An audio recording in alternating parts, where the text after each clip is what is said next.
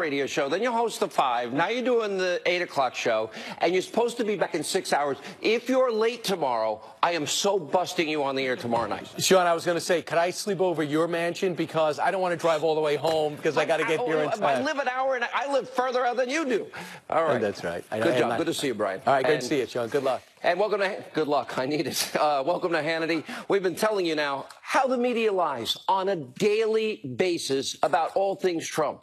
And by the way, again, yes, your mainstream corrupt, destroy Trump media caught red-handed, this time pushing phony moral outrage, again caught lying to you, the American people.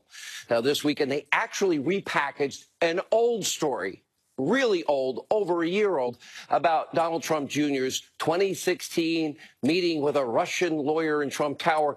They literally this weekend tried to pass it off as a major news scandal. And by the way, in moments, we're going to prove it to you. We'll call out the fake crisis peddlers that are the so-called news media in this country. And by the way, on the left, they all seemingly want this president to fail. That's sad at all costs because they want Democrats back in power.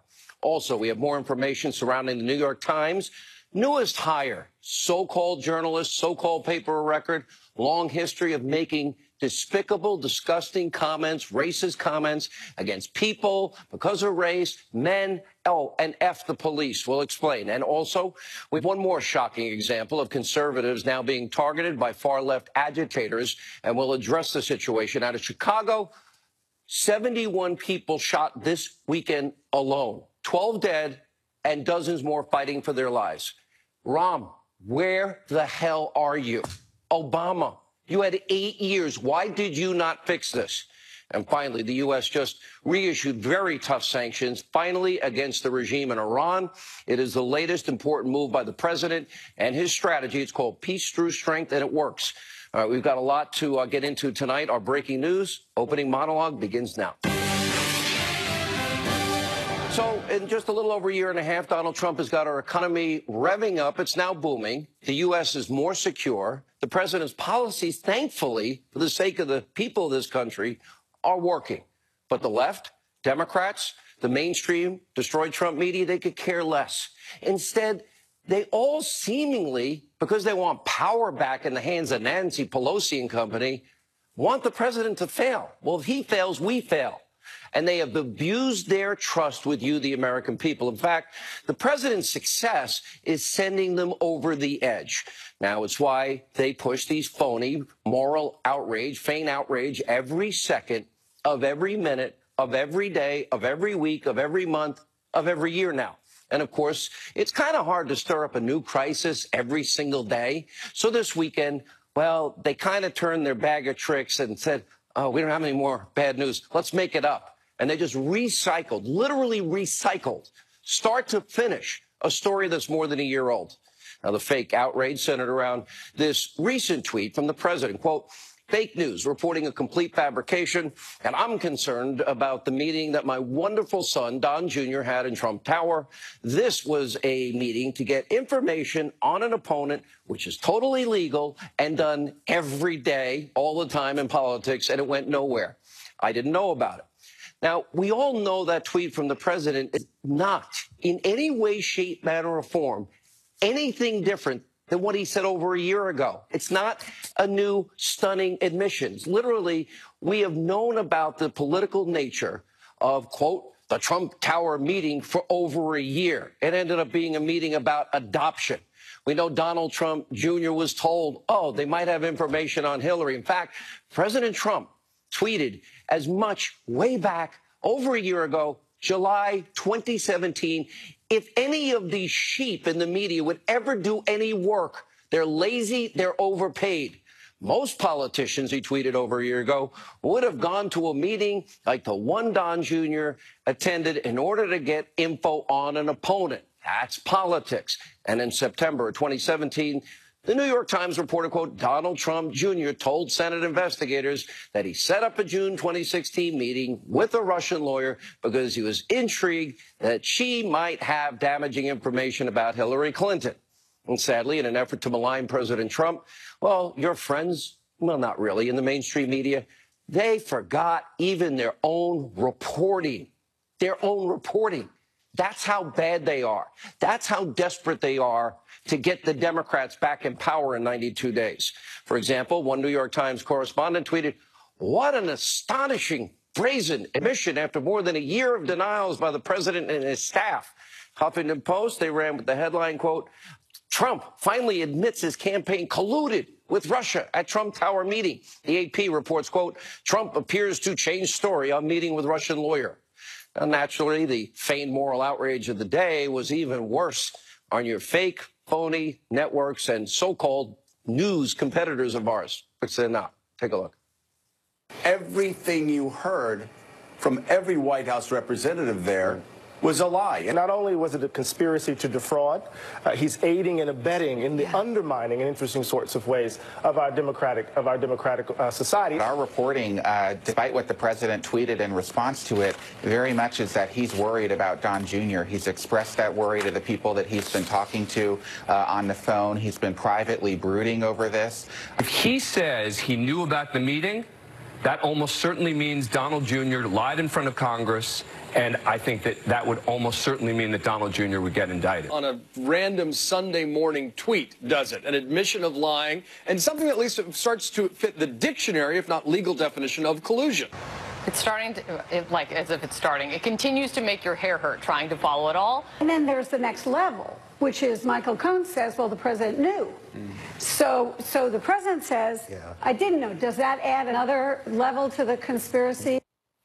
It's like a competition. Dumb, dumber, dumbest. They're all in the same category. This treatment by this media to this president, duly elected by you, the American people, is beyond disgusting.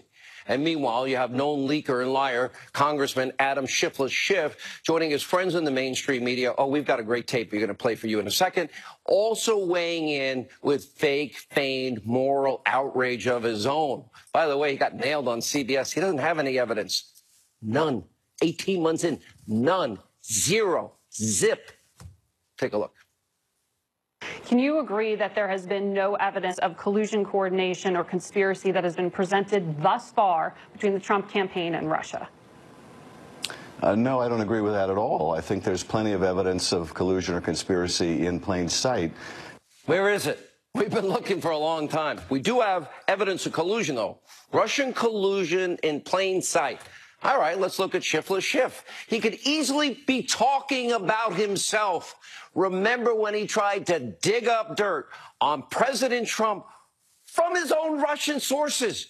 It turns out he was being pranked by a Russian radio personality. He thought he was talking with the Russians, a conspiracy, a collusion with the Russians, and we actually, Mr. Mueller, we have evidence.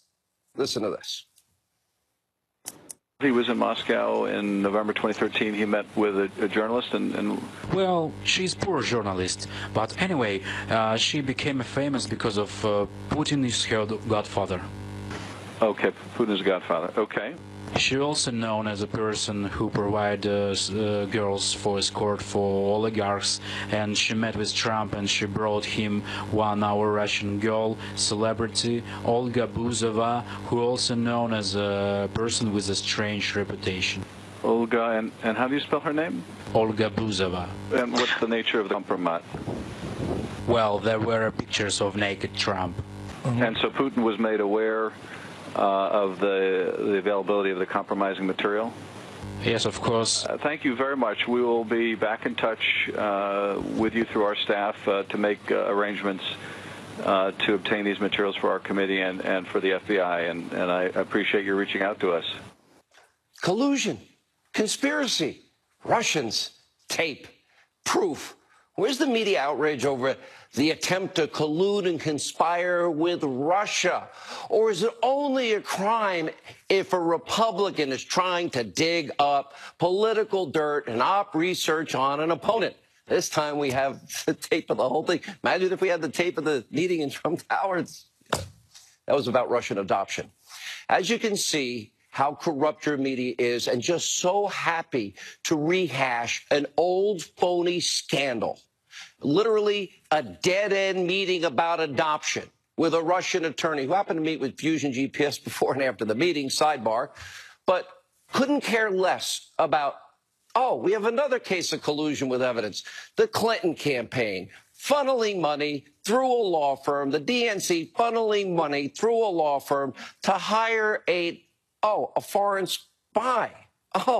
To dig up what came out to be Russian lies, propaganda, debunked lies about President Trump, and then fed it to you, the American people, to steal an election.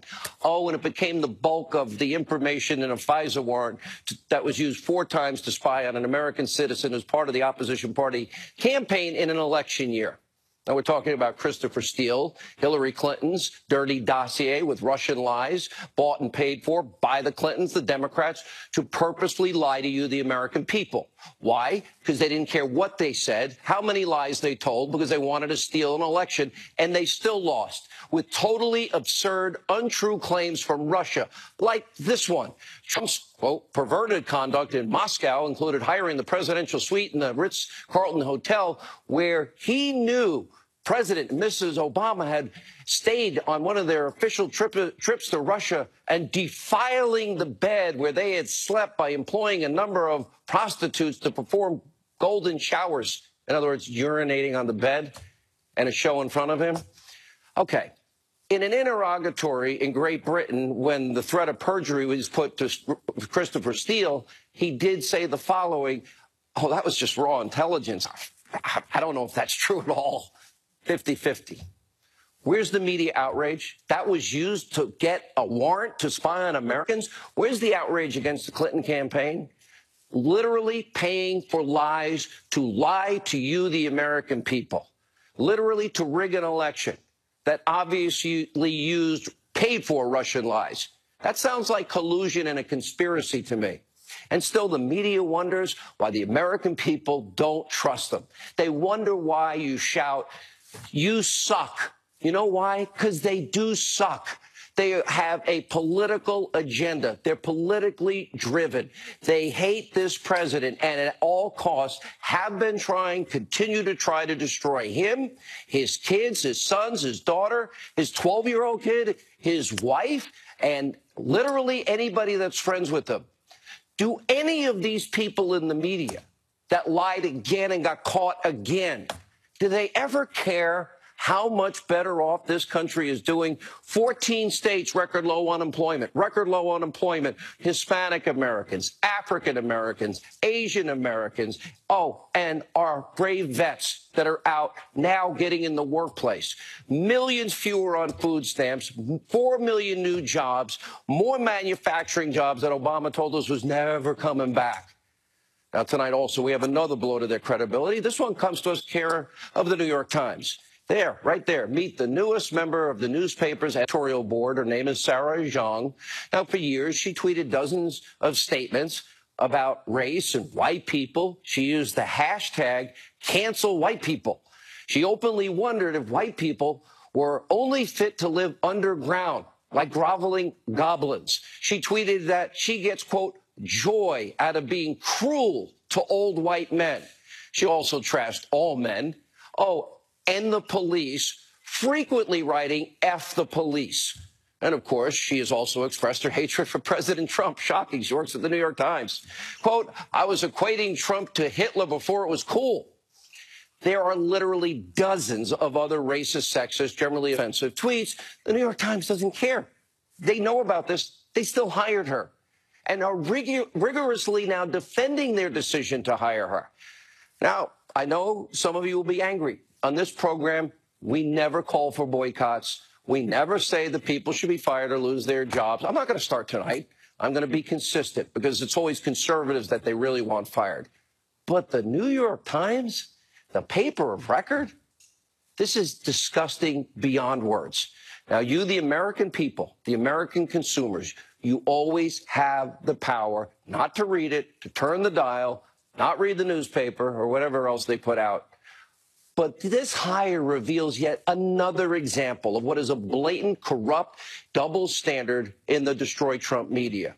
The New York Times so frequently peddles identity politics. They totally gloss over stories. In some cases, if it doesn't fit their political agenda, they always want to target the president and target conservatives and target Republicans.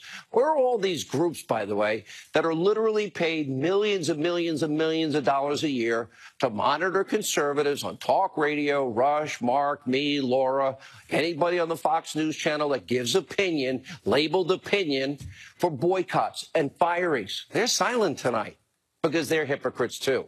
Now, to prove this point, a friend of this program, conservative activist Candace Owens, she tweeted verbatim the exact same tweets from the New York Times new hire, but switched out the word white for another race. Now, Candace Owens was promptly banned from Twitter.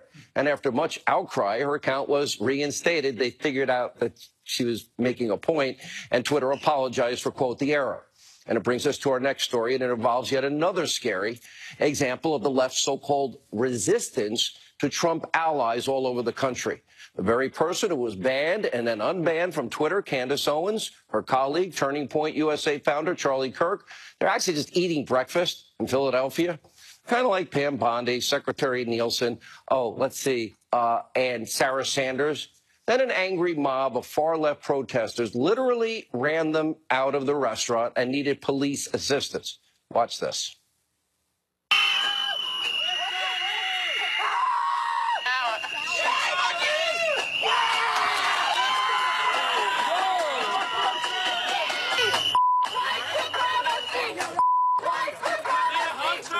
They were assaulted.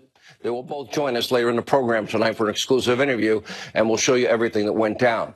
The left-wing intolerance is so out of control, and I have a warning.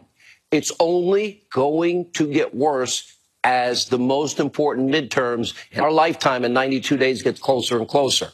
And meanwhile, one local Democrat in Chicago is putting politics aside, desperately, rightly, trying to rescue his city from what has been a wave of violence that has been devastating his hometown since Obama began his presidency. Watch this.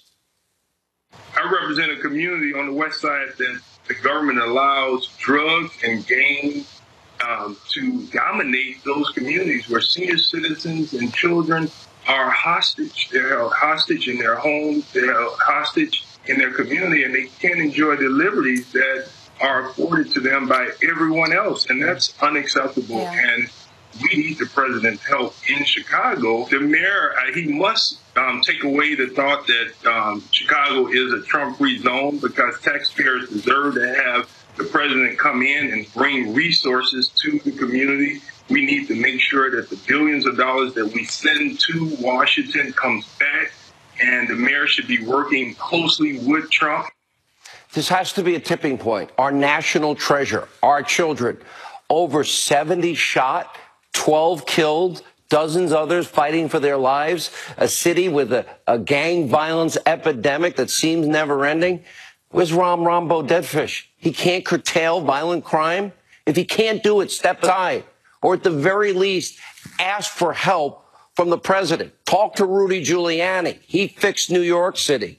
Lives of our children are at stake here. Law-abiding citizens are held hostage and getting killed.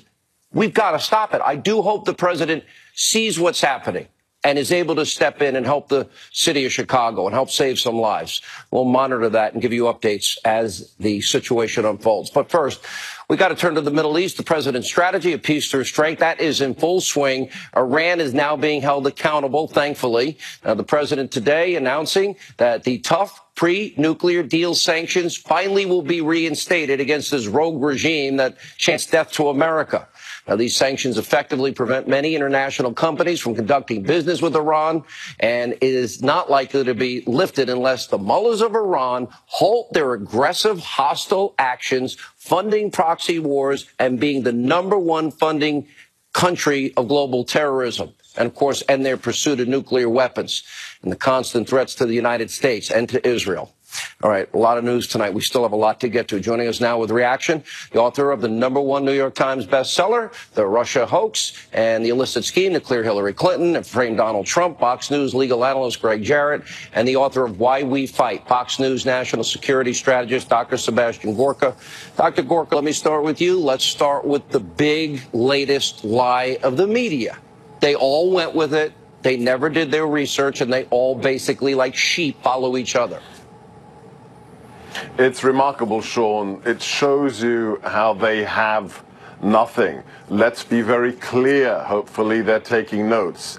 There is no crime to meet with a foreign national to obtain opposition research, especially when it turns out that that individual took that meeting under false pretenses. However, it is a crime to engage somebody at the cost of millions of dollars who is not a foreign registered agent, but at the same time is a former intelligence officer, that's Christopher Steele, and to use his Russian propaganda material as the grounds for a surveillance warrant in a FISA court.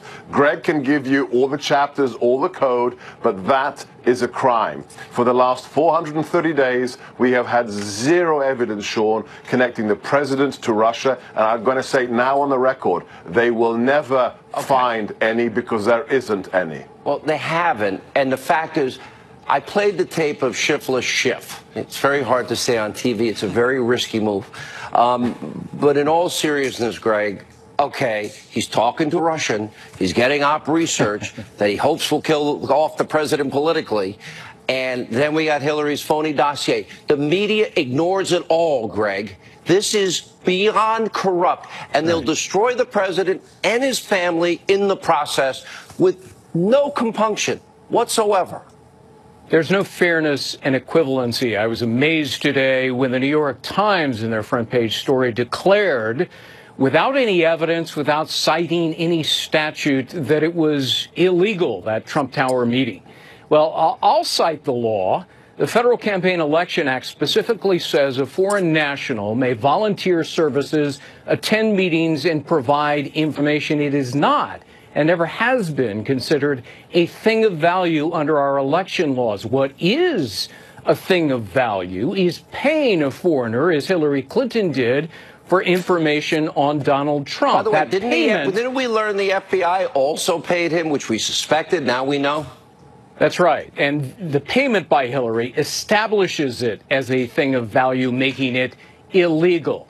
And yes, as we learned last Friday, Judicial Watch, through a lawsuit, obtained documents from the Department of Justice and the FBI, which shows that Christopher Steele was not only on the payroll of Hillary Clinton, but for 7 months before the Trump-Russia case was officially launched, he was on the FBI's payroll receiving 11 payments. Last word, Dr. Gorka. And Sean, you mentioned one thing that needs to be repeated.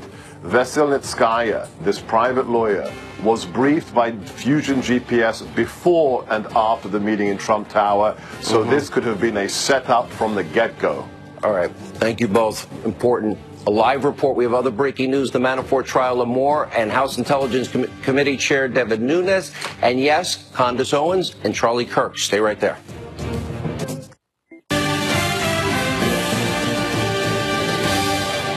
All right, today, day 5 of the trial of the century. Paul Manafort's 2005 tax case that has nothing to do with Russia, nothing to do with collusion, nothing to do with the campaign, nothing to do with Donald Trump. And there's special counsel Robert Mueller's star witness, Rick Gates, took to the stand to testify against Paul Manafort. The only problem is he admits to being a criminal. He admits to lying, stealing, anything else. Live from the White House. Where are you tonight? And yeah, you're outside the White House. I've grown. Ed Henry, you're there alone because the president's not there, I don't think. That's right, Sean. He's in New Jersey. But you're right that this was kind of a tough day for special counsel Robert Mueller and his team in court today, because remember, Judge T.S. Ellis back in May had said that the special counsel, he believed, really didn't care about Paul Manafort and the bank fraud and tax evasion charges, that instead he just wanted to get the president, try to get dirt from Manafort to either impeach or prosecute the president. Well, Judge Ellis at it again late today, lashing out at one of Mueller's U.S. prosecutors, Greg Andrews, for going on and on about Manafort's connections to Ukrainian politicians that have nothing to do with the president or the crux of the bank fraud and tax charges against Manafort. Judge Ellis growing furious when Andrews would not look up at the judge while he was speaking. The prosecutor claiming he was looking at documents. The judge declared, quote, "Look at me, don't look down. You look down as if to say that's BS. I'm up here." So the judge not happy. Interesting, because Ellis warned back in May that what the special counsel might be trying to do is not just get Manafort to sing, but get him to compose, mean come up, either Manafort or other witnesses come up with stuff that may or may not be true. As you mentioned, Rick Gates, the star witness testifying today, he admitted to crimes that he committed. Let's remember that he is somebody who has admitted to lying to federal investigators, so he has a credibility question. And again, none of this gets at alleged Russian collusion, a new frenzy that was whipped up this weekend because of that tweet you mentioned at the top of the show, the president saying that the focus of that Trump Tower meeting in the summer of 2016 was not about Russian adoption. It was about getting dirt on Hillary Clinton. The problem is the president already mentioned that at a news conference last summer with French presidents. And so Don Jr. mentioned it when he testified, and that was reported. Let me ask you a question. So he admitted to lying. He admitted to embezzling. Rick Gates, yeah. Did he admit, what's the deal? Does he get a get out of jail free card just to say whatever he wants to say against his former partner?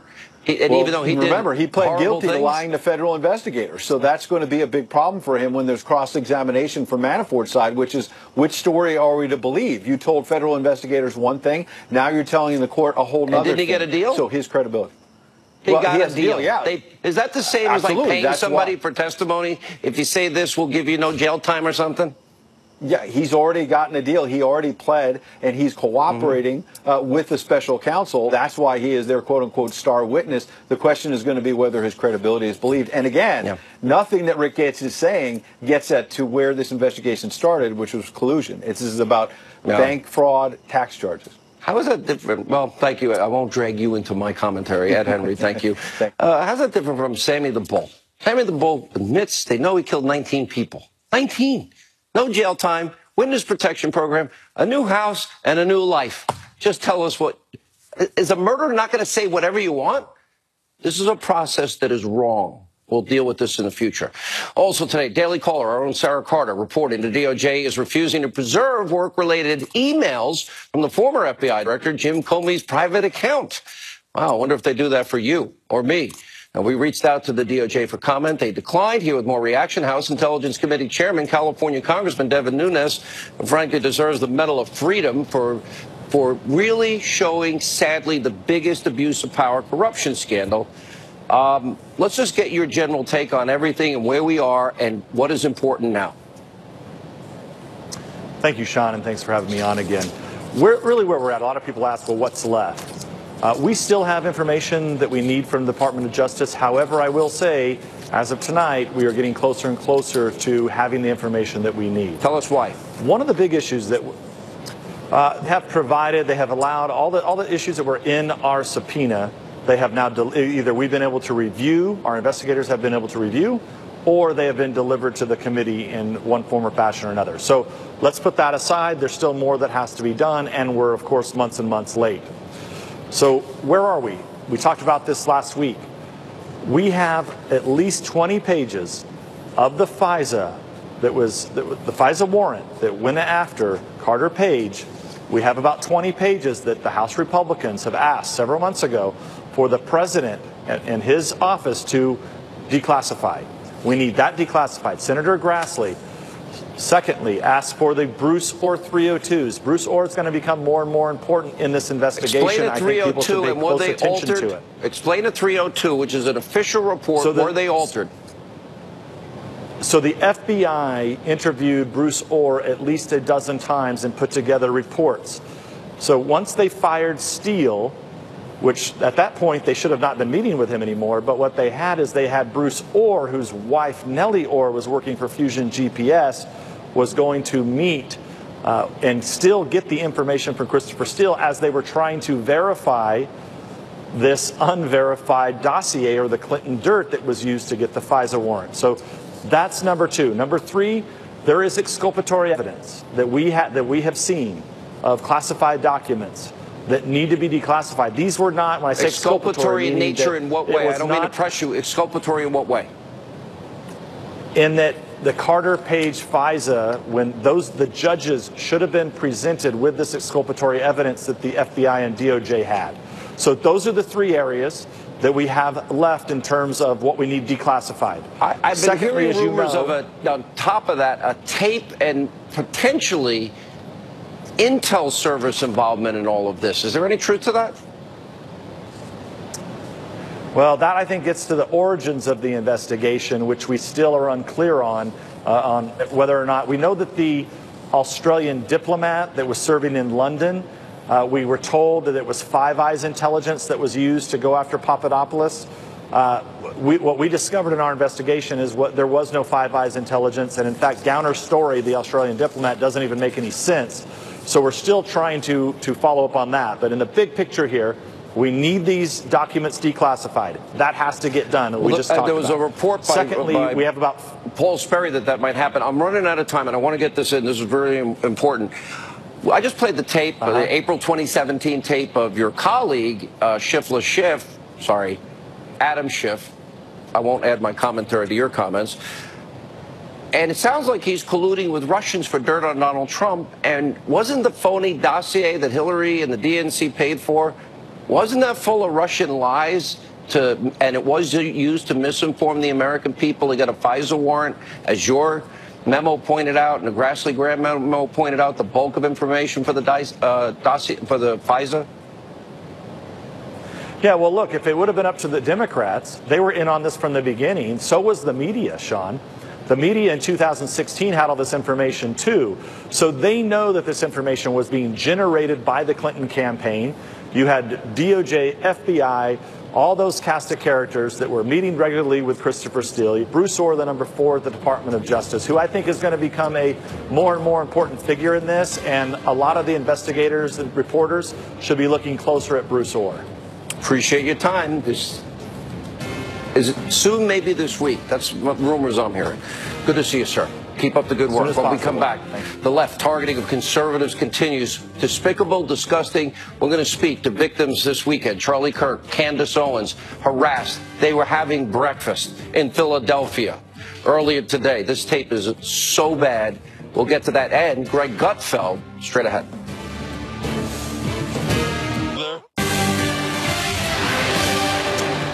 All right, earlier this morning, friends of this program, Charlie Kirk and Candace Owens, were brutally harassed by far-left protesters. They were having breakfast at a Philadelphia coffee shop. Watch this.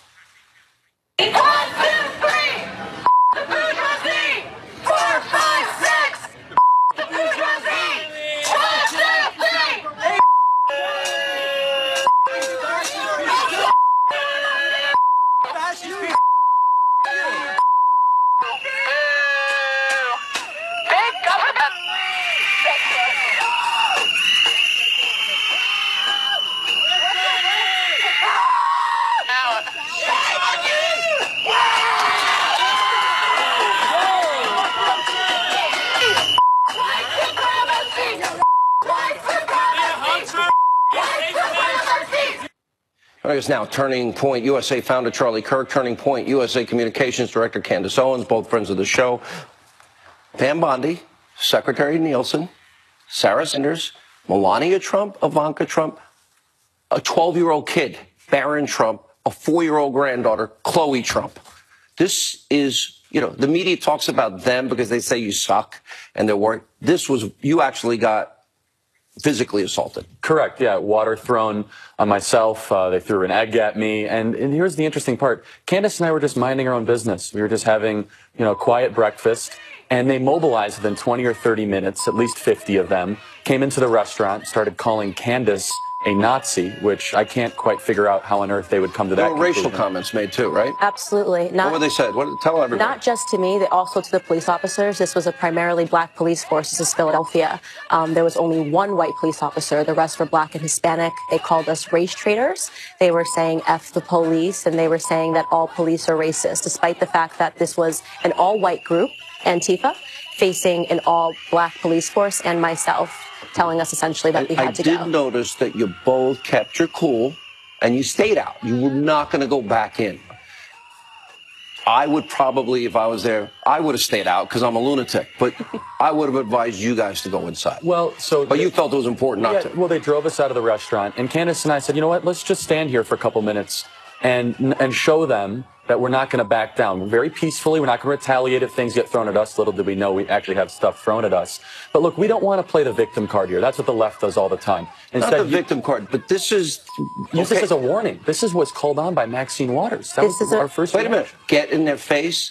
Get in their face in grocery stores, in the mall, if I remember correctly. In restaurants, she said. In restaurants. Yeah, so this is Maxine Waters America, and we felt it was an important moment to show America exactly what we are fighting, because not many people understand this is real. They've grown increasingly violent because they understand that they are losing. They're losing a lot of turf. Is this, when I first met you, I did say what Charlie said, because he thinks he discovered you. Okay, you didn't discover.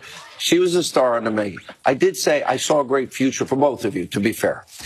Has there been a lot of this? When they're expecting us, yes. If we're on campuses, of course. If we're going to give us a talk anywhere, of course. But this was unusual because we weren't at a Trump rally. We weren't on a campus. We were simply having coffee in a coffee shop. So sad. Yeah. You know, and Sarah Sanders' kids thrown out of a restaurant. You know, I don't talk about it.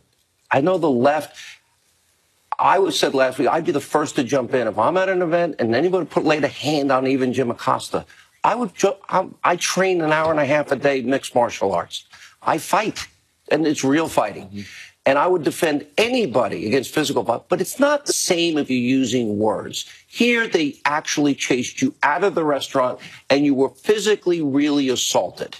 That's correct. And we made the decision not to press charges because, look, we're not going to try to do what the left would do and try to create martyrs, so on and so forth. Instead, what we want to do is focus on, as a warning sign to the American people, that if the Democrats take back Congress, you're going to be electing these radicals. Well, those are the people that want to impeach the president. That's correct. They want open borders, eliminate ICE, keep Obamacare. They want their crumbs back, and they want these investigations to stop. That's exactly right. And they had a bullhorn, and they were very close to my face, screaming in my ear. It was reminiscent of the civil rights era. This is what you would expect at the civil rights era if a black woman was dining at a restaurant. You know, you've been through a lot, though. This is not the first time. It seems that race comes up a lot because you happen to be conservative and you happen to be an African American. That's correct. This is Deneen Borelli's book. Remember I mentioned it to you? Mm-hmm. You know, Google my name, and the most horrific names come up. That's correct, because her. Liberals believe that they own blacks still. They believe that there is something proprietary about being black in this country. And if you deviate from the way that they want you to think and the way that they want you to act, they grow violent. And it's changing. Did you see the Paul Rasmussen? I did. You had predicted this to me. I did. I said there's going to be a major black exit from the Democratic Party because we're starting to figure it out. We're looking at the history, which they've wiped, and we are realizing that the Democratic Party was always racist. Record low unemployment, African Americans, Hispanic Americans, Asian Americans, 14 states. That's good for our fellow citizens. And you know what else? Americans. It ought to be what happened in Chicago, just to dovetail. If we don't declare this a national emergency, that literally our American family is being gunned down in the streets and nobody's doing anything to help our national treasure. Because they're not illegal aliens. If these were illegal alien children that were gunned down, illegal alien children that were separated because they lost their fathers, think of the outrage over that. They would 71. be outraged. But you know what? Nobody wants separation of children, and Donald Trump fixed that. Correct. But 71 people shot in a weekend. Right. And it went on all through the Obama years. What? With the strictest gun laws in America. No celebrities came out talking about this whatsoever, and it's because these were Americans. You both are very brave and courageous. Thank you both for being here. Thank you, Sean. Thank you for having me. Greg Gutfeld, he's got a lot to say. Next. Author the brand new book. It's called The Gutfeld Monologues, Classic Rants from the Five. The host, Greg Gutfeld, and of course the hit show The Five. You know, when I first met you, you can shake my hand. Yeah, you know, I didn't know if you were going to... No. Don't start. I know. I can't. You know, when I first met you, I was like, you were like a little quirky. Yeah. Then I realized how funny you are. Mm-hmm. You have a comedic mind. Yeah, it was, but I didn't come from comedy. I was a magazine editor. I'd been editing Men's Health and Maxim, so I don't think anybody expected. Oh, and then you edited Maxim.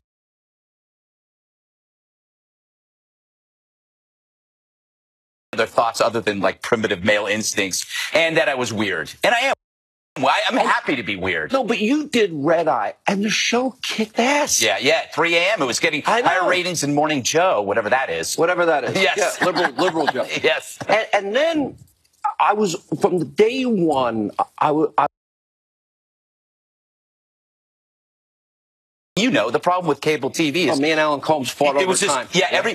People start their sentence when you're in the middle of yours. But on the 5, we all just kind of sit and we go, we're going to get to say what we say, and we try to relax, and it's the perfect hour for television. You have a cocktail, we're on, and I did a book tour on Saturday. People think they know you because they do. They do know you. When they see you, they go, you're in my living room every day. You say what I want to say. That's why Fox has a huge audience. Right. So the monologue is a part of the show. Yeah. And I like that part of the show. You're very irreverent. You're very politically incorrect. A little unpredictable politically. But you know what? That's what makes the show so good is that, you've got you, Dana, Jesse, everybody has a different one. Everyone has a different point of view. Yeah. And it's just the back and forth is intelligent, smart, fun, funny conversation. Yeah, the goal is to say something that hasn't been said already. And that's the challenge because at 5 o'clock, you've already had 9 or 10 hours. Welcome to 9 o'clock. Yes, exactly. And so what I try to do, and this is my secret, I pretend I'm at a bar.